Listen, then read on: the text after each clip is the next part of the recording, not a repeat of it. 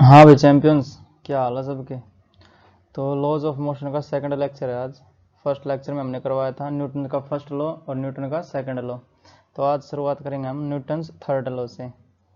ठीक, और उसका जो वेइंग मशीन कंसेप्ट है वो देखेंगे क्या होता है, और कंजर्वेशन ऑफ मोमेंटम पढ़ेंगे। तो फर्स्ट और सेकंड लॉ नहीं पता है तो पहले वाला लेक्चर देख सकते हैं। ठीक है, बढ़ेंगे हम इसी लेक्चर में थर्ड लॉ से अपना।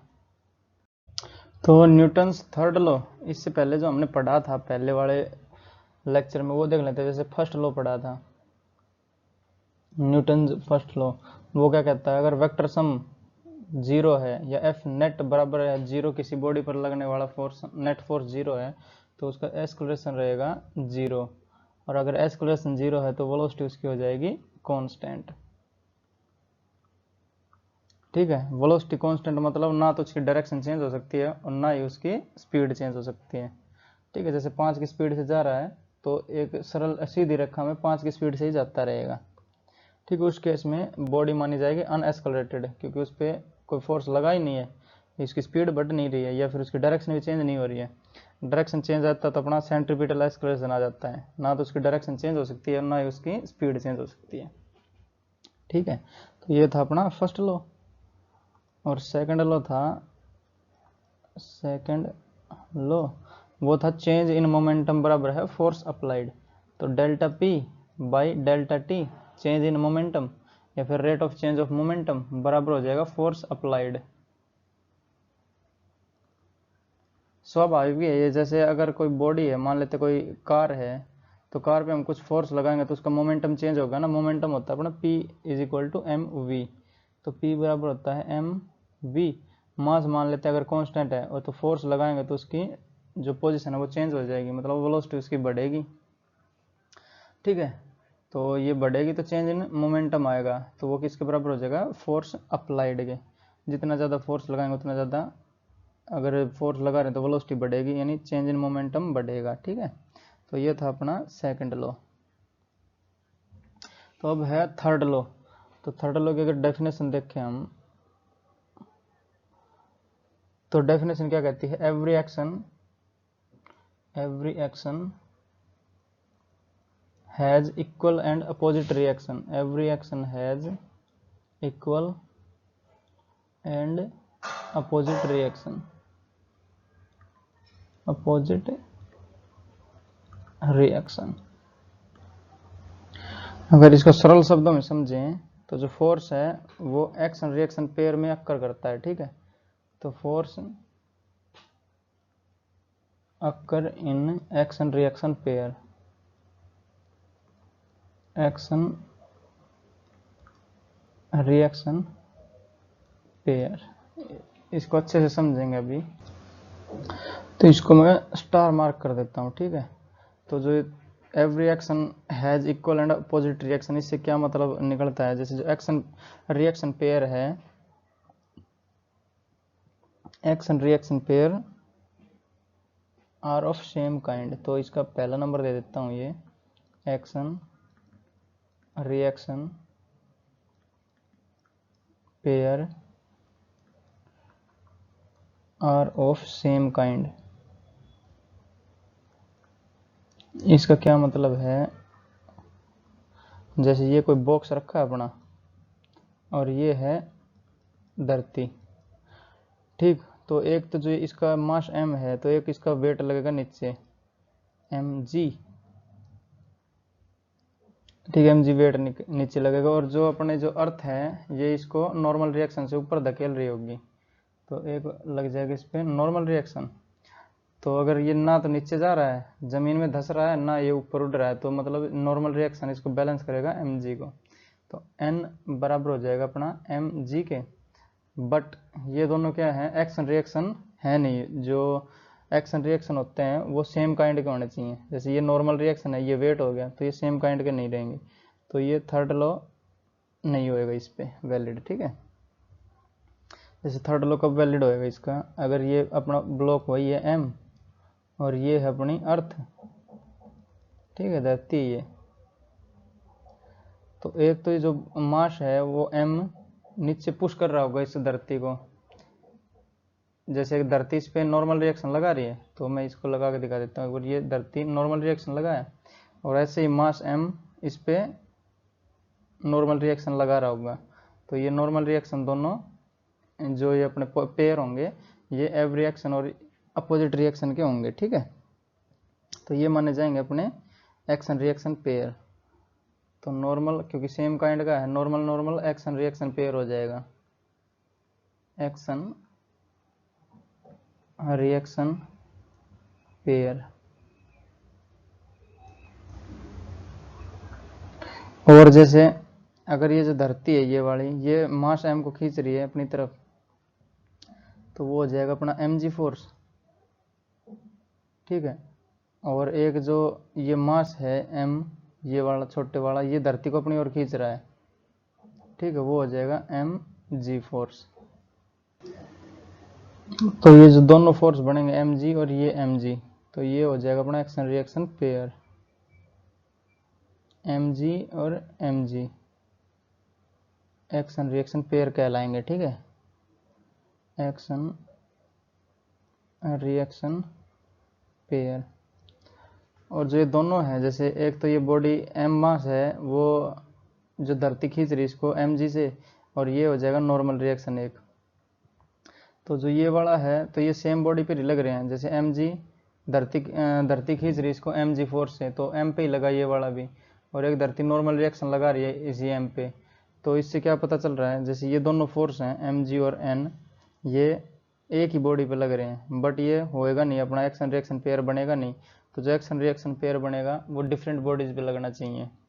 जैसे इस केस में अगर देखें हम, तो ये अर्थ खींच रही इसको mg से और m खींच रहा है इसको mg से ही, तो एक बार m खींच रहा है और एक बार अर्थ खींच रही है, तो ये इक्वल एंड अपोजिट पेयर हुए, एक्शन रिएक्शन पेयर हुआ। तो ये होना चाहिए डिफरेंट बॉडीज पे लगना चाहिए। जैसे ये लग रहा है ये वाला, एक बार mg इस पे लगा रहा है फोर्स m पे, मास m पे, और मास m एक बार लगा रहा है धरती पे।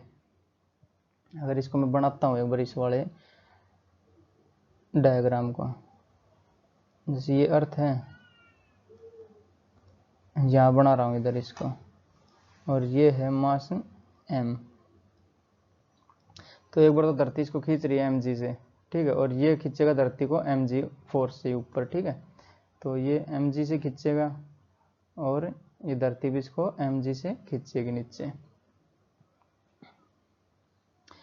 तो ये डिफरेंट बॉडीज पे होना चाहिए। तो एक और पॉइंट लिखेंगे इसका, जो दूसरा पॉइंट हो जाएगा वो हो जाएगा अपना action reaction acts on different bodies. जैसे इसमें डिफरेंट बॉडीज पे लगा, जो ये बताया इसमें भी डिफरेंट पे ही है, और ये में सेम पे लग रहा है, जैसे ये मास m पे लग रहा है, नॉर्मल रिएक्शन धरती इस पे लगा रही है, नॉर्मल रिएक्शन जो ये वेट है ये भी धरती इसको खींच रही है, तो धरती खींच रही है, धरती लगा रही है, किस बॉडी पे लग रहा है, मास m पे। तो ये एक्शन रिएक्शन पेयर नहीं कहलाएगा, ठीक है।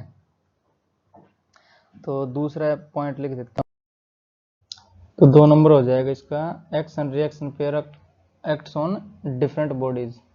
तो action and reaction acts on different bodies, acts on different bodies। तो इसका क्वेश्चन देख लेते हैं हम। जैसे कि स्ट्रिंग है, अपनी स्ट्रिंग लटकी हुई है और उस पर एक बच्चा चढ़ रहा है, ठीक है। तो ये मान लेते हैं एक बच्चा है और ये इसके ऊपर की ओर चढ़ रहा है, ठीक है। एक्सेलरेशन मान लेते हैं इसका 1.5 मीटर पर सेकंड स्क्वायर, और इसका मास मान लेते हैं हम 40 kg, ठीक है। तो 40 किलो का लड़का है एक, जो कि स्ट्रिंग पे ऊपर चढ़ रहा है। तो हमें टेंशन बतानी स्ट्रिंग में कितनी होएगी, टेंशन इन स्ट्रिंग बराबर है क्या, जैसे इसमें मास दिया अपने को, ये जो लड़का चढ़ रहा है ऊपर, तो ये इसको नीचे दबाएगा, जो स्ट्रिंग है इसको जैसे चढ़ेगा तो नीचे दबाएगा इसको, और जो स्ट्रिंग है ये इसको बच्चे को खींचेगी ऊपर, ठीक है।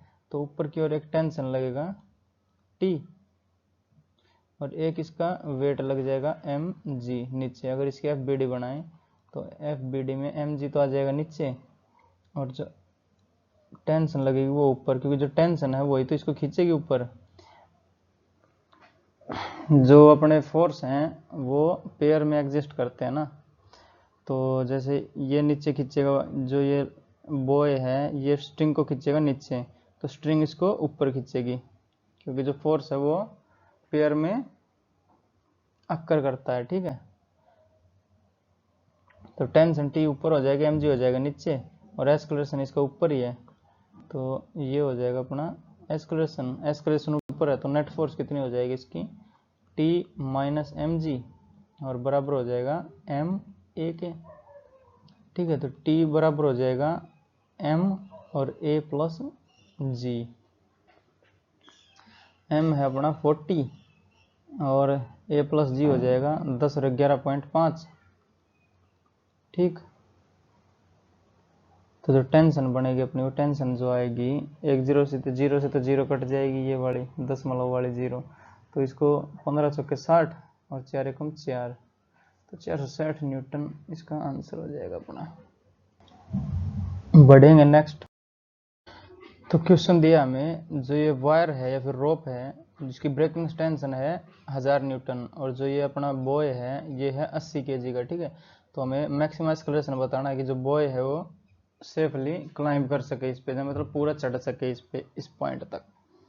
ठीक, तो इसमें क्या हमें FBD बनानी पड़ेगी जो बॉय की है वो, तो ये अपना बॉय FBD, इसका मास डाउनवर्ड वेट करेगा, जो एक्ट करेगा, और एक रहेगी टेंशन टी ऊपर की ओर। क्यों, जैसे ये टेंशन को नीचे खींच रहा है तो टेंशन इसको खींचेगी ऊपर। जो फोर्स है वो अक्कर करता है पेयर्स में, तो जैसे ये नीचे खींचेगा तो टेंशन इसको खींचेगी ऊपर। ठीक है, और इसका एक्सेलरेशन भी ऊपर ही रहेगा क्योंकि इसको ऊपर चढ़ना है। ठीक है, तो इसकी FBD बनेगी तो इस प्रकार से बनेगी, तो जो नेट फोर्स हो जाएगा वो कितना हो जाएगा, T minus mg, T minus mg बराबर हो जाएगा ma के, यानी नेट फोर्स बराबर होती है ma, F is equal to ma। तो टी दे रखा है हमें 1000 और माइनस जो वेट दे रखा है वो है 80 kg, और 80 को 10 से गुणा करेंगे तो 800 हो जाएगा, और बराबर हो जाएगा 80 इंटू एस्केलेरेशन। ठीक है, तो ये हो जाएगा 200 और बटे 80, और बराबर हो जाएगा a, तो एक जीरो से एक जीरो कट जाएगी ये, और 8 दूनी 16, 4 जीरो 8 5 40, तो 2.5 मीटर पर सेकंड स्क्वायर से उसको एस्केलेरेशन चाहिए, तो वो इससे ज़्यादा हुआ तो ये टूट जाएगी जो रोप है या स्ट्रिंग है। ठीक है, और 2.5 मीटर हुआ या उससे कम हुआ तो इजीली वो क्लाइंब कर जाएगा, पर हमें बताना था मैक्सिमम एस्केलेरेशन, तो 2.5 मीटर पर सेकंड स्क्वायर से चढ़ना पड़ेगा उसको, तो वो ईजिली क्लाइंब कर जाएगा रोप को। ठीक है, बढ़ेंगे नेक्स्ट। तो अब अपना वेइंग मशीन, इसका कंसेप्ट समझते हैं। जैसे हमारे पास कोई वेइंग मशीन ही ले लेते हैं जिस पे हम अपना भार मेज़र करते हैं। ठीक है, तो ये मान लेते हैं कुछ है इस प्रकार से, और ये हो जाएगी इसकी स्क्रीन 0000 kgs। ठीक है, तो मान लेते इस पे एक बंदा बैठा है अपना,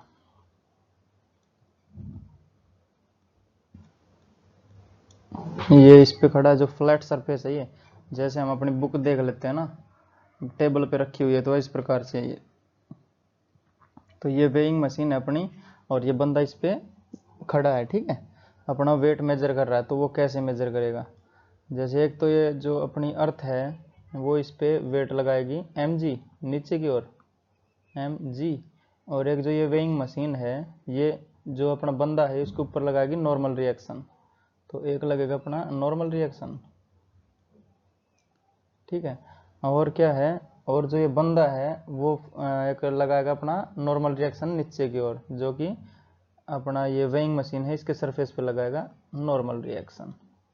ठीक है, तो जो वेइंग मशीन मेजर करती है, इसको मैं लिख देता हूँ पहले, वेइंग मशीन,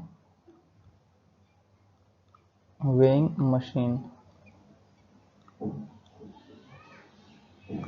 तो वेइंग मशीन जो मेजर करती है वो, जैसे हमें चाहिए जो ये बंदा है इसका भार चाहिए कितना केजी का है ये। ठीक है, तो ये जितना फोर्स इस वेइंग मशीन पे लगाएगा वही तो आएगा, जो इसका भार वही तो आएगा। जैसे अगर मैं देखूं, एक तो जो ये अपना वेइंग मशीन है ये इस बंदे के ऊपर लगा रही है नॉर्मल रिएक्शन, और एक क्या है जो धरती है वो इस बंदे के ऊपर ही लगा रही है नीचे की ओर फोर्स। ठीक है, इस बंदे पे फोर्स लग रहा है कौन सा, mg, और डाउनवर्ड।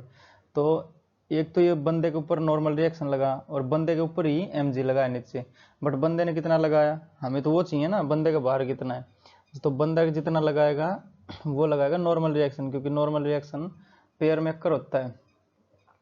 ठीक है, तो ना तो ये बंदा इसके नीचे जो है वेइंग मशीन इसको ना तो नीचे धस रहा है इसमें और ना ये ऊपर उछल रहा है, मतलब सरफेस पे ही है। तो जो नॉर्मल रिएक्शन है वो हो जाएगा mg के बराबर, तो नॉर्मल रिएक्शन बराबर हो जाएगा mg के बराबर। बट जो मेजर करेगी अपनी वेइंग मशीन वो मेजर करेगी नॉर्मल रिएक्शन। ठीक है, तो वेइंग मशीन मेजर करती है normal reaction. weighing machine actually measures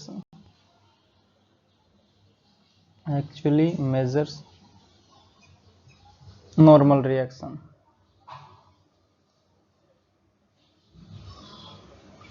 ठीक, क्योंकि हमें एक्चुअली क्या चाहिए, हमें तो बंदे का भार चाहिए ना, तो जितना वो वेट लगाएगा इस पे, जैसे ये अपनी वेइंग मशीन है इस पे जितना वेट लगाएगा उतना आ जाएगा इसका भार। तो जो नॉर्मल रिएक्शन लगाएगा और तो कुछ फोर्स लगा नहीं सकता, क्योंकि जो ये कांटेक्ट में है दोनों, और नॉर्मल रिएक्शन है कांटेक्ट फोर्स है, तो ऊपर की ओर लगेगा जो ये अपना वेइंग मशीन लगाएगी बंदे पे नॉर्मल रिएक्शन, बट बंदे ने लगाया कितना, नॉर्मल रिएक्शन ही अपोजिट डायरेक्शन में। तो ये जो भार आएगा वो इसमें रिकॉर्ड हो जाएगा। मान लेते हैं 80 kg आए तो यहाँ पे 80 दिखाएगा, 100 आएगा तो 100 हो जाएगा। ठीक है, तो इस प्रकार से जो वेइंग मशीन है वो मेजर करती है नॉर्मल रिएक्शन। और जो वेट बराबर, जैसे नॉर्मल रिएक्शन बराबर किसके है, mg, इसलिए mg लिख देते हैं हम। बट जो कंसेप्ट है एक्चुअली वो नॉर्मल रिएक्शन मेजर करने का है। बढ़ेंगे नेक्स्ट। तो अब अपना वेट इन लिफ्ट, जैसे अगर वेइंग मशीन को मैं एक लिफ्ट में रख दूं, तो ये अपनी एक लिफ्ट बना लेता हूं मैं इसको अच्छे से थोड़ा। ये है लिफ्ट,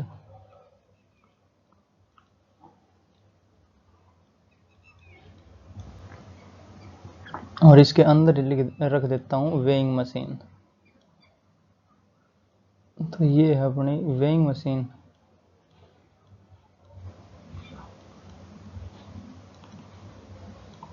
वेइंग मशीन, और मान लेते हैं जो लिफ्ट है ये ऊपर की ओर जा रही है एस्केलेशन ए से, और इसी पर वही अपना बंदा बैठा हुआ है। ठीक है, जिसका मास m है। तो अब इसका वेट पता करना हमें कितना होएगा। वेट ऑफ बॉय बराबर है क्या होएगा, तो इसके लिए हमें जो बॉय है इसकी FBD बनानी पड़ेगी। तो ये मान लेते हैं FBD के लिए बॉय, एक तो इसका जो वेट है वो डाउनवर्ड लगेगा mg, और एक जो सरफेस है इसका वो लगाएगा नॉर्मल रिएक्शन, तो नॉर्मल रिएक्शन हो जाएगा n। जैसे वेइंग मशीन का सरफेस है ये इसके ऊपर की ओर लगाएगा नॉर्मल रिएक्शन, और ये जो बंदा है ये लगाएगा नॉर्मल रिएक्शन डाउनवर्ड किस पे, जो वेइंग मशीन है। एक्चुअली में हमें वो चाहिए, बट उसके लिए क्या है, जो नॉर्मल रिएक्शन वो mg के बराबर ही है। ठीक है, तो वो दोनों हम जो ये जो n निकलेगा उसी से ही वो n रख देंगे, क्योंकि ये जो नॉर्मल रिएक्शन है पेयर्स में अक्कर कर रहा है ना। तो जो एक्चुअली में जो ये बंदा इस पे फोर्स लगा रहा है वो निकालना है हमें, तो वो किसके बराबर है, ये नॉर्मल रिएक्शन तो सेम ही हो जाएगा, इक्वल एंड अपोजिट ही है। तो और बढ़ रहा है क्या, एस्केलेशन ए से ऊपर की ओर ही बढ़ रहा है, तो ये एस्केलेशन ए दिखा देता हूँ।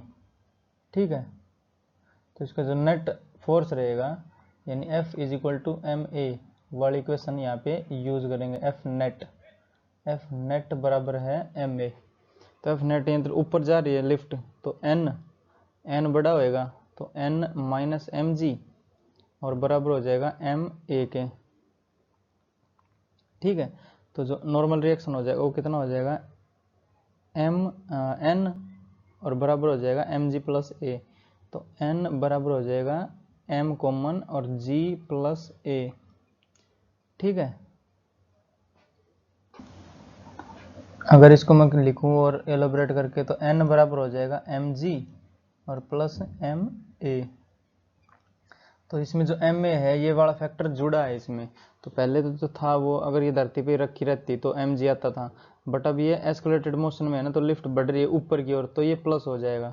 तो जो वेट रहेगा वो जैसे ये नॉर्मल रिएक्शन आया और ये बंदा नॉर्मल रिएक्शन लगाएगा नीचे की ओर, तो वो वाला एन माना जाएगा। पर ये दोनों एन और एन बराबर हैं तो हम यही लिखेंगे उसके लिए भी। तो एन बराबर हो जाएगा अपना एम जी और प्लस एम ए।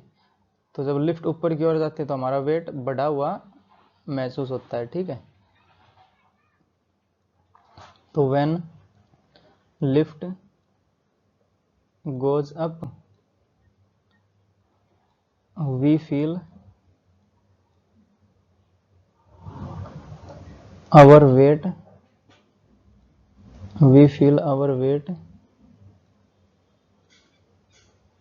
increased, ठीक है। हमें ऐसा लगेगा हमारा वेट बढ़ गया है, ठीक है भाई। तो बढ़ेंगे एक बार, जो जैसे ये लिफ्ट अब ऊपर जा रही थी, एक बार नीचे देख लेते हैं क्या होएगा। तो नीचे जाएगी तो जो एस्केलेरेशन है ये डाउनवर्ड लग जाएगा, डाउनवर्ड लग जाएगा तो एम जी ज़्यादा हो जाएगा और माइनस का हो जाएगा नॉर्मल रिएक्शन। तो इसको यहाँ पे बना देता हूँ छोटी सी जगह में ही, ठीक है। जब लिफ्ट नीचे जा रही है तब की बात कर रहा हूँ, तो ये एस्केलेरेशन हो जाएगा नीचे की ओर। तो नीचे होएगा तो एम जी माइनस एन बराबर हो जाएगा एम ए के। तो एम जी माइनस एन बराबर हो जाएगा एम ए के, ठीक है। अगर एन को यहाँ पे सब्जेक्ट बनाएंगे हम तो एन बराबर हो जाएगा एम जी और माइनस एम ए। तो अगर जब नीचे जा रही होगी तो हमें अपना वेट है वो कम लगेगा, ठीक है। जैसे एम जी पहले आता था सरफेस पे और उसमें से एम ए घट गया, मान लो कितने भी एस्केलेशन से नीचे जा रही होगी ये, तो वो घट जाएगा इसमें से, तो हमें अपना वेट कम फील होएगा, ठीक है। अगर मान लेते हैं वो फ्री फॉल कर रही है, मान लेते हैं जो लिफ्ट है ये वाली केबल इसकी कट हो जाएगी यहाँ से, तो ये फ्री फॉल मोशन करेगा। तो फ्री फॉल में क्या है, जो एस्केलेशन वो जी के बराबर हो जाएगा, तो m g minus m g यानी जीरो हो जाएगा। तो नॉर्मल रिएक्शन हो जाएगा अपना जीरो। तो यहाँ पे वेट करेगा जीरो शो करेगा, क्योंकि कॉन्टैक्ट ही नहीं रहेगा, कॉन्टैक्ट नहीं रहेगा तो इसका वेट हो जाएगा जीरो। तो बढ़ेंगे क्वेश्चन पे। तो क्वेश्चन दिया हमें, जैसे ये अपनी लिफ्ट है और जो लिफ्ट का वेट है वो है 30 kg और जो मैन है इस लिफ्ट के अंदर वो है 60 kg का, और ये जो है इसको खींच रखा है इसने, जो स्ट्रिंग है इसको खींचा हुआ है। तो find the force exerted by man on lift when system is at rest. तो ये सारा सिस्टम है रेस्ट पे, जो अपनी ये लिफ्ट है ये एस्केलेटेड नहीं है, मतलब रुकी हुई है, ठीक है। एक जगह पर रुकी हुई, इसने फोर्स लगा रखा है ना बंदे ने, तो वो फोर्स बताना है कितना लगा है लिफ्ट पे, ठीक है। तो जैसे इसकी अगर एफ बी डी बनानी पड़ेगी हमें पहले तो जो बॉय है या मैन है, F B D of man, तो मैन के लिए जितने फोर्स मैन पे लगेंगे वो दिखाने पड़ेंगे हमें। तो एक तो ये लगेगा अपना एम जी डाउनवर्ड, ठीक है, एम जी, और एक जो अपना ये सरफेस है, जो लिफ्ट का सरफेस है ये लगाएगा इसके नॉर्मल रिएक्शन ऊपर की ओर, तो ऊपर हो जाएगा एक नॉर्मल रिएक्शन। और क्या है, और है जैसे ये स्ट्रिंग को नीचे खींचेगा तो स्ट्रिंग खींचेगी इसको ऊपर, तो स्ट्रिंग में आती है टेंशन, तो टेंशन लगेगी ऊपर की ओर, ठीक है। तो सिस्टम रेस्ट पे है, ये दिया है पूरा सिस्टम रेस्ट पे है। तो एन और प्लस टी दोनों इक्वल करेंगे किसको, एम जी को बैलेंस करेंगे। तो एन प्लस टी और बराबर हो जाएगा एम जी के, नीचे लिख देते हूँ इसको, तो एन प्लस टी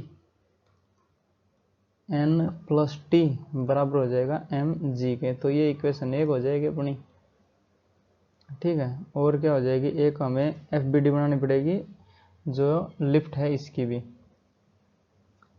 ठीक। जैसे ये नीचे खींचेगा तो टेंशन लगेगी ऊपर, तो टेंशन को दिखा रहा हूँ मैं एक बार यहाँ पे, टेंशन टी। तो जो मास लेस पुल्ली है ये, तो टेंशन यहाँ पे टी है, यहाँ पे भी टी रहेगी इस पे, तो वो हो जाएगी अपनी ऊपर की ओर टेंशन टी, ठीक है। टेंशन दिखानी जरूरी थी यहाँ पे। जो अब एफ बी डी बनाएंगे अपनी लिफ्ट की, लिफ्ट की एफ बी डी के लिए पॉइंट मास मानना पड़ेगा। एक तो हो जाएगा एम जी, तो ये एम छोटा और इसको बड़ा मान लेते, तो ये एम कैपिटल रख देता हूँ यहाँ पे, क्योंकि मैन का है तो कैपिटल मानना हमने, तो mg, और ये भी कैपिटल mg। और जो लिफ्ट है इसका मास छोटा माना है तो छोटा m मान लिया, ठीक है। और mg लगा यहाँ पे, और क्या लगेगा, जो बंदा लगाएगा इस पे नॉर्मल रिएक्शन वो भी नीचे की तरफ हो जाएगा नॉर्मल रिएक्शन। और क्या होएगा, और ये हो जाएगी टेंशन ऊपर की ओर, क्योंकि लिफ्ट पे लग रही है टेंशन, और बंदा है नॉर्मल रिएक्शन से नीचे दबाएगा इसको। जैसे इस सरफेस ने ऊपर की ओर नॉर्मल रिएक्शन लगाया था, तो नॉर्मल रिएक्शन अक्कर करता है पेयर्स में, ठीक है। तो यहाँ पे हो जाएगा अपना टेंशन टी, ठीक है। सिस्टम रेस्ट पे है तो टी बराबर हो जाएगा n प्लस mg के, ठीक है। तो ये इक्वेशन 2 मान लेता हूँ इसको मैं। तो ये दूसरी इक्वेशन, पहली और दूसरी को देख लेते हैं एक बार करके। तो पहली तो अपनी ये वाली और दूसरी है ये वाली, तो इसको एक बार n को यहाँ पे लेके आ जाता हूँ। तो n हो जाएगा माइनस का, तो t माइनस एन और t प्लस एन। तो हमें निकालना है n ही निकालना है, क्योंकि जो बंदा फोर्स लगाएगा वो नॉर्मल रिएक्शन लगा रहा है नीचे की ओर, तो नॉर्मल ही निकालना है हमें, ठीक है। तो ये दूसरी और पहली से करते हैं इसको एक बार सोल्व। तो t प्लस n बराबर है mg कैपिटल वाला, और है t माइनस n बराबर है mg छोटे वाला m, ठीक है। तो n निकालना है तो दोनों को घटाएंगे हम, t से t मरेगा फिर, तो 2n हो जाएगा यहाँ पे। तो 2n और बराबर हो जाएगा m माइनस m और इंटू g। तो ये n है कैपिटल नॉर्मल रिएक्शन वाला n, तो इसको मिटा के लिख रहा हूँ मैं 2n। तो capital M minus small m, तो 60 माइनस 30 यानी 30, और g हो जाएगा तो 30g, और 2 से डिवाइड करेंगे तो n आ जाएगा अपना 15g। तो n बराबर हो जाएगा 15g। तो जो नॉर्मल रिएक्शन या फिर जो बंदा फोर्स लगा रहा है लिफ्ट पे वो 15g के बराबर लगा रहा है। अगर g पे यहाँ पे मैं 10 रख दूँ तो 150 न्यूटन का आंसर हो जाएगा इसका, ठीक है। या तो जो ये बंदा है 150 न्यूटन लगाएगा, अगर मान लो तो ये पकड़ा नहीं होता टेंशन से, टेंशन नहीं होती यहाँ पे, जो स्ट्रिंग नहीं होती, तो कितना लगाता 60g लगाता। अब कितना लगा है 15g, तो जो 45g है वो टेंशन ने ऊपर इसको खींच लिया है, ठीक है, इसलिए 15g लग रहा है। नहीं तो कितना लगता, मास इसका 60 है तो 60g नीचे लगता ना डाउनवर्ड। तो जो अपनी टेंशन है स्ट्रिंग है उसने बंदे को खींचा है, तब ये कम आ गया है, ठीक है। तो ये अपना हो जाएगा इसका आंसर। बढ़ेंगे नेक्स्ट। तो ये है कंजर्वेशन ऑफ मोमेंटम। तो ये आया अपना न्यूटन सेकंड लॉ से। तो न्यूटन सेकंड लॉ, तो ये क्या कहता है हमें, जो डेल्टा P है और बाई डेल्टा T है वो है फोर्स अप्लाइड के बराबर। फोर्स अप्लाइड, या जो हम बाहर से जो फोर्स लगा रहे हैं वो वाला है। तो जितना फोर्स अप्लाई करेंगे उतना ही चेंज इन मोमेंटम होएगा। अगर मान लेते तो सिस्टम पे लगने वाला फोर्स अप्लाइड फोर्स है वो 0 है, let applied force on the system is 0, then जैसे अगर ये फोर्स अप्लाइड फोर्स 0 हो गया तो इसकी मल्टीप्लाई होगी 0 से, तो चेंज इन मोमेंटम हो जाएगा अपना 0 के बराबर। देन द चेंज इन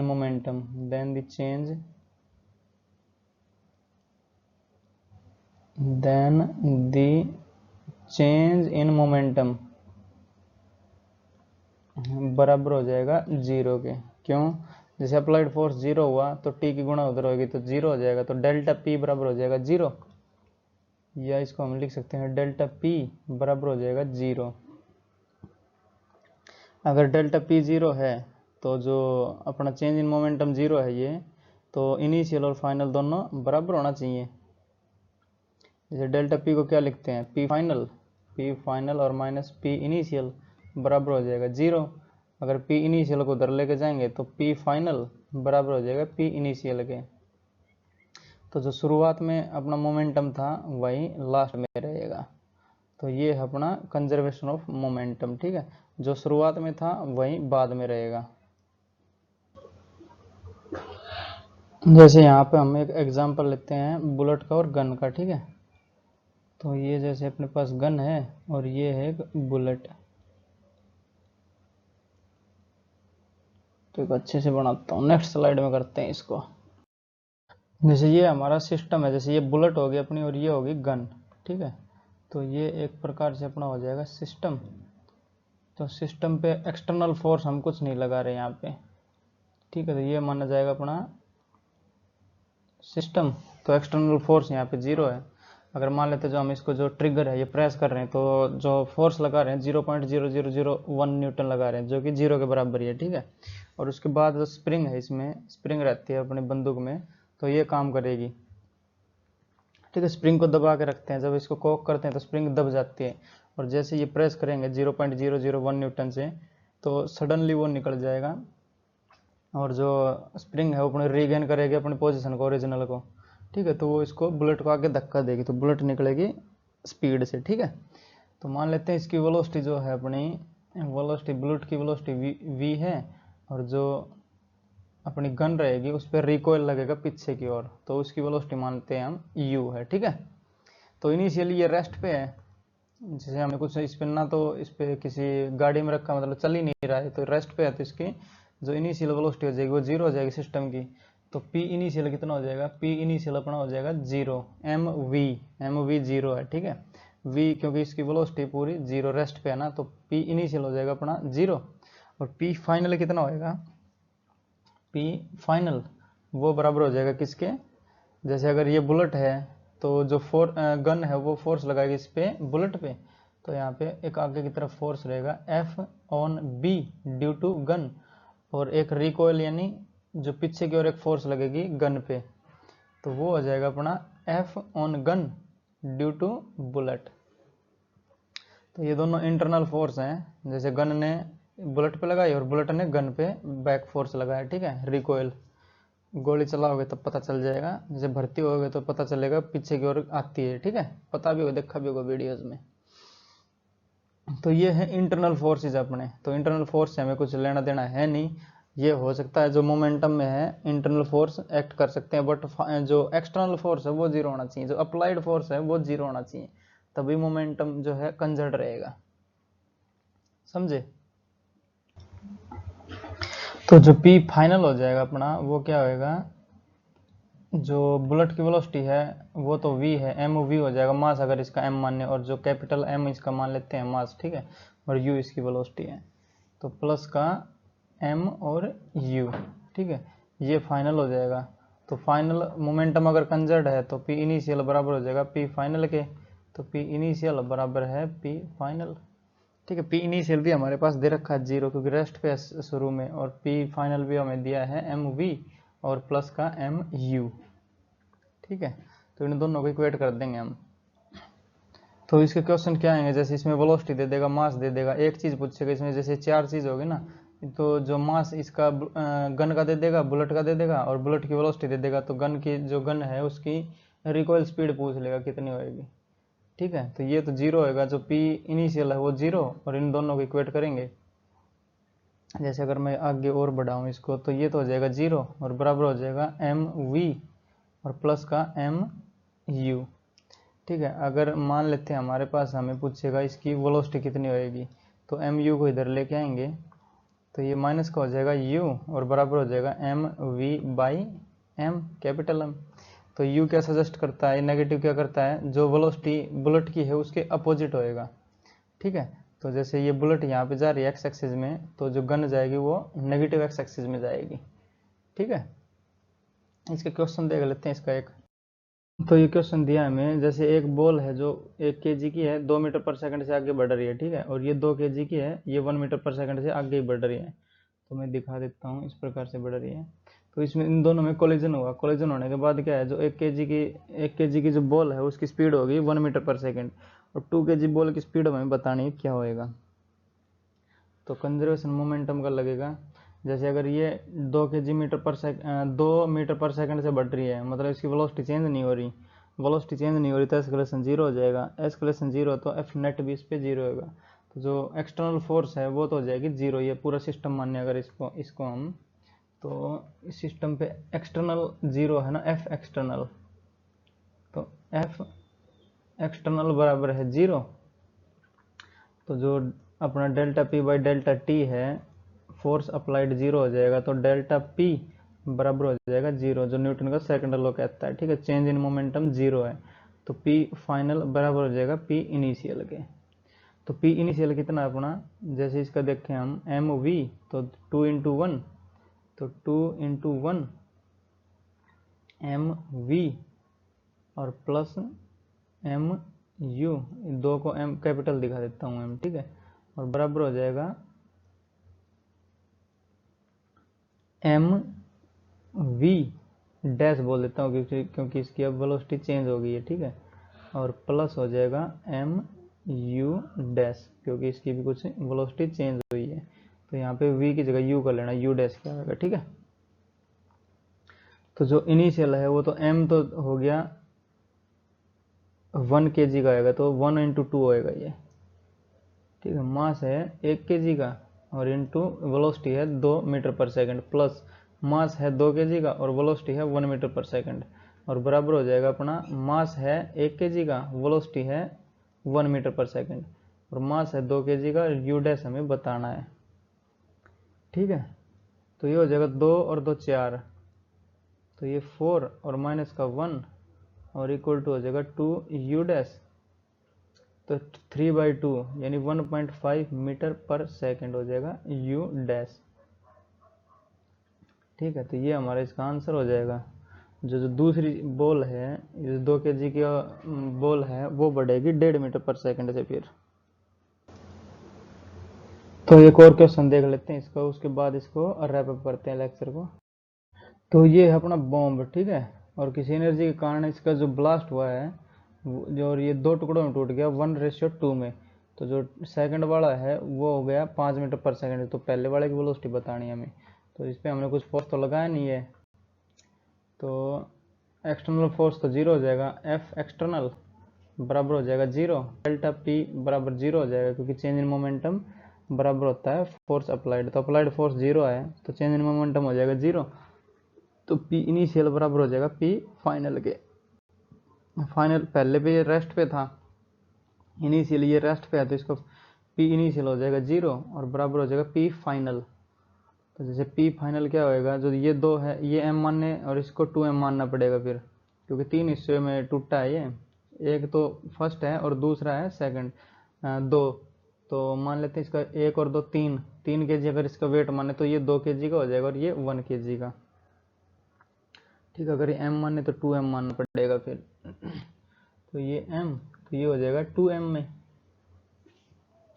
ठीक है, p फाइनल क्या होएगा, p फाइनल हो जाएगा mv और प्लस का 2m और इंटू 5, और एक को यहाँ पे नेगेटिव लिखना पड़ेगा क्योंकि ये अपोजिट जा रहा है, तो यहाँ पे इसको मैं माइनस लिख देता हूँ।